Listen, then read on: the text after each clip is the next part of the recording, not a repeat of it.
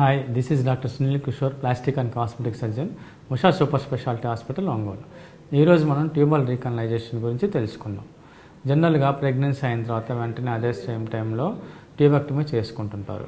కానీ కొన్ని రీజన్స్ వల్ల మళ్ళీ పిల్లలు కావాలనుకున్న వాళ్ళకి మనం ట్యూబల్ రీకనలైజేషన్ అనే ఆపరేషన్ ద్వారా ట్యూబ్స్ మళ్ళీ తిరిగి అతికించడం జరుగుతుంటుంది.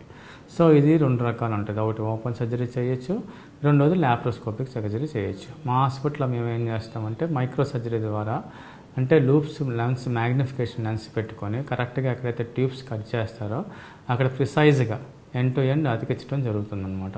దీనివల్ల పిల్లలు పుట్టే ఛాన్సెస్ సక్సెస్ రేట్ చాలా ఎక్కువ ఉంటుందన్నమాట. సో ఇదే కాకుండా మగవారిలో కూడా వ్యాసెక్టమీ చేయించుకుంటారు.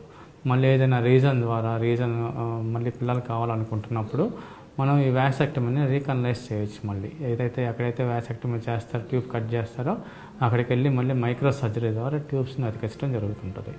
కాకపోతే ఈ రీకనలైజేషన్ ఆపరేషన్స్ ఎంత ఎర్లీగా చేసుకుంటే అంత మంచిది. అంటే లేట్ అయ్యే కొద్దీ అంటే ఒక 5 years 6 years 7 years అలా దాటే కొద్దిగా ఫెయిల్యూర్ ఛాన్సెస్ ఎక్కువ ఉంటాయి అన్నమాట.